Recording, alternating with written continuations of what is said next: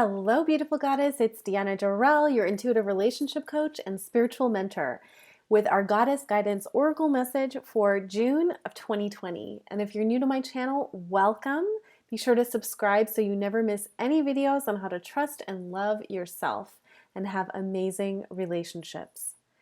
So I've pulled a card for each week of the month, and I encourage you to, as you're watching, pause the video and write down any insights that you get, because our community is so intuitive, so you may be getting your own messages around what this means.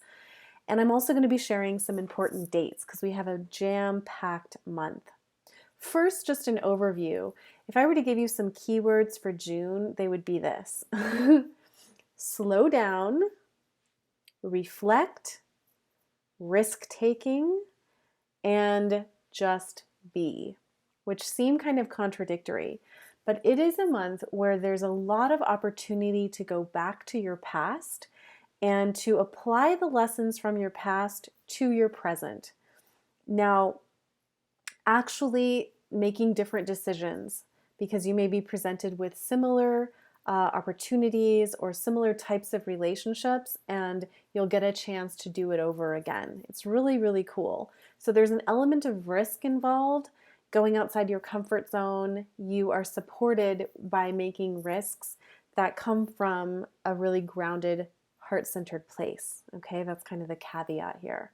So important dates to watch out for. Friday, June 5th, we have a full moon in Sagittarius. So this is the time where you may want to expand your world. How can your world get bigger, even if you are at home, right? Can you connect online with different communities? Can you learn about different cultures?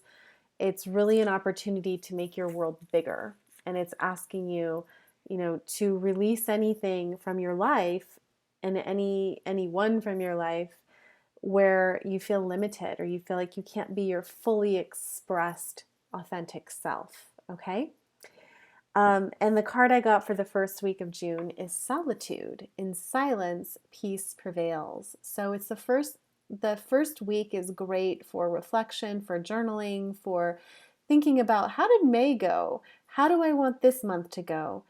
If you can slow down even a little bit and take the time to just be quiet and be with yourself, you'll get some really, really key insights. I know one of the questions I posed to myself as I journaled about May was, what am I committed to? What am I going to give my energy to? And what feels kind of like a waste of time, a distraction, something I'm doing because somebody wants me to, but it doesn't really make my heart sing. That is something that you want to know going into the month. And then as we go into week two is overcoming obstacles. You can overcome anything. So the energy may start to get chaotic in this in this second week. Things may be contradicting each other. Communication can be a little wonky, and you're going to have to slow down and really remind yourself that whatever challenges present, that you can overcome them, that it's not forever, and that the obstacles are actually serving you. Okay? The other thing I'm noticing about this picture, there's an element of putting a stake in the ground. So what do you stand for? What do you not stand for? This week may give you an opportunity to declare that. Then an important date for you to write down, June 17th, Mercury retrograde begins.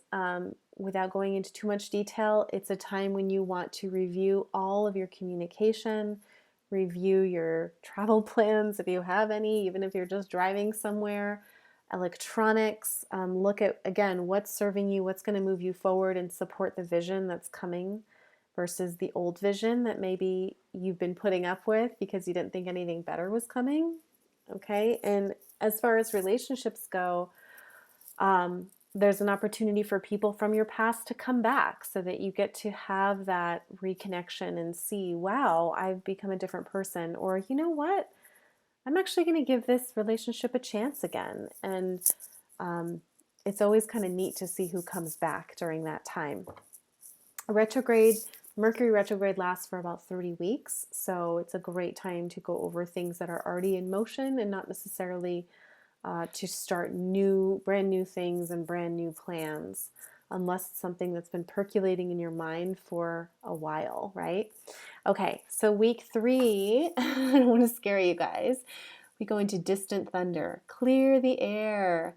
So in that Mercury retrograde week, right, there may have been some discord that comes up. There may be some crap that needs to be literally cleared and released emotionally so that you can feel free and open to move forward. So maybe we'll see people breaking up. We'll see people saying that they, are coming out of the closet. Like we don't know how it'll come, but whatever comes out, the rumbles are going to be to wake you up in your relationships. Okay? And then on June 24th, Venus goes direct, the planet of beauty and love. And so all month we've been sifting through these interesting emotions. And then as we close out the month, we get a chance to forgive and get closer and increase intimacy and really see who's your ride or die people. It's really cool. And the last card is unknown territory. You're exactly where you need to be. So although not everything may be crystal clear, it's not meant to be. You're flying, right? You're flying supported.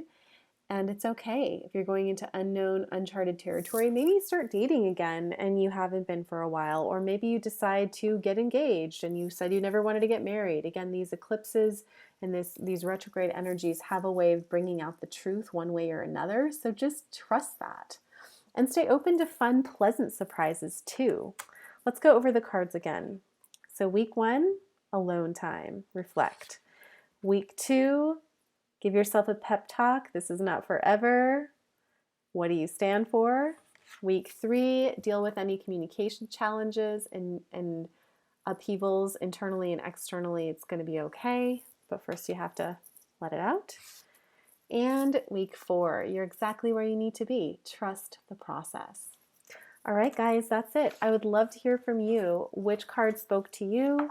What are you excited about for the month? Let me know in the comments. And if you're not on the newsletter and you'd like to get more free tips, check out my website at thedancinggoddess.com.